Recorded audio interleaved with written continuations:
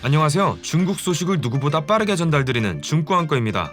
앞서 한국팀은 바레인 남자 축구대표팀을 3대1로 꺾고 아시안컵 조별리그 첫 경기를 승리로 장식했지만 경기 후 한국 축구계는 다시 한번 중국 축구에 분노했습니다.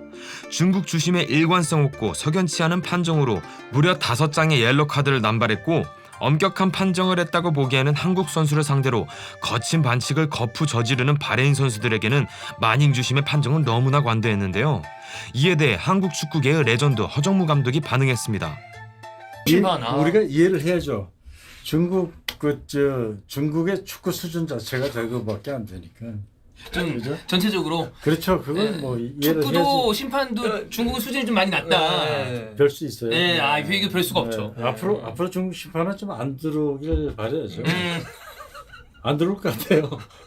허정무 감독은 중국 심판은 들어오지 않았으면 좋겠다고 말하며 직접적으로 불만을 토로했고 이 영상을 본 중국 언론 및 매체는 곧바로 그를 싸질렀습니다. 한국의 레전드 선수가 분노했다는 헤드라인을 실어 사실 만잉을 비판하기 위해 일어선 이 한국 축구의 전설에게도 어두운 역사가 있는데 1986년 월드컵에서 마라도나를 상대로 한 파울 전술로 인해 펠레는 참지 못하고 한국인들이 나무를 베었다고 화를 냈다. 허정무는 플레이 스타일이 매우 거칠고 사람을 겨냥한 동작이 많은데 그런 사람이 소림 축구라고 칭하고 다른 심판을 비방하는 행위는 정말 중국 팬들이 용납할 수 없는 행동이라고 말했는데요. 이어 한국 축구가 말도 안 되게 입이 가벼운 이유는 우리 팀이 국제 무대에서 한국의 얼굴을 때릴 능력이 너무 부족하기 때문이라면서 만약 우리 축구가 한국의 얼굴을 때릴 능력이 있다면 아마 한국 축구는 이렇게 행동하지 못했을 거라고 말했습니다. 이어 한국의 행동은 정말로 작은 사람들의 행동이며 신경 쓰지 말고 우리 팀 경기에 집중하자고 대놓고 비판하는 모습을 보입니다. 추가로 네티즌들은 만잉에게 평점 9.6점을 주는 걸 합성해 중국 내에선 카드마스터라는 별명까지 얻게 되었는데요. 중국의 불만을 드러낸 건 허정무 감독뿐만이 아니었습니다. 경기가 종료 후 한국 대표팀의 클린스만 감독도 바레인전의 중국 만잉 주심의 일관성 없는 경고 남발에 발끈했습니다.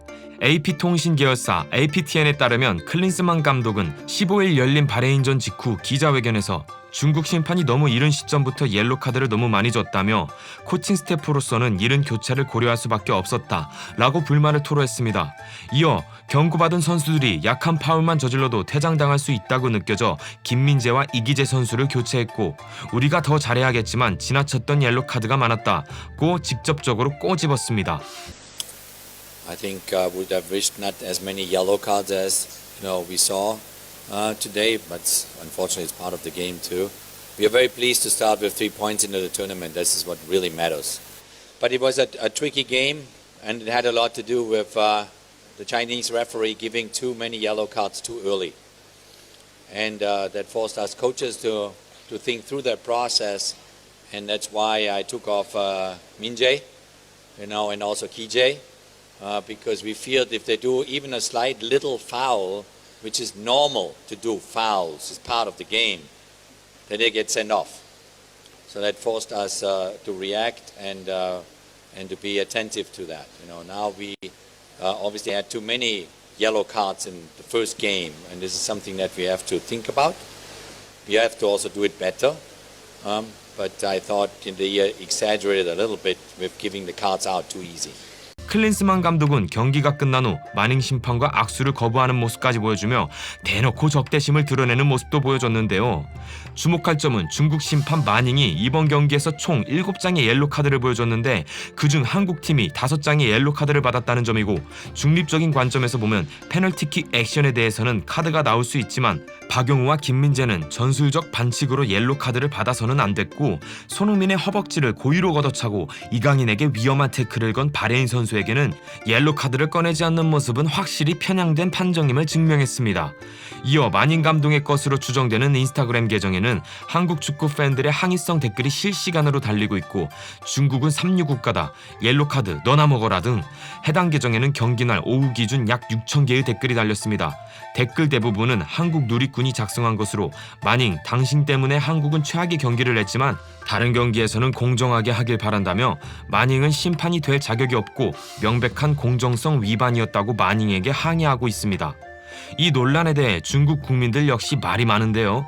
생생한 중국 국민들의 반응 살펴보시겠습니다. 마닝이 국제 무대에서 심판을 맡아나가면서 특히 한국과의 경기에서는 판단이 정확하고 기준이 적절해서 비판의 여지가 없었어. 이로써 세계 최고의 선수들이 사용하는 비열한 수법들을 펼칠 수 없게 되었고 이번 경기에 공정과 정의를 유지하는 데 기여했어. 다음 경기에도 공정과 정의를 위한 기초를 마련해 주길 바래.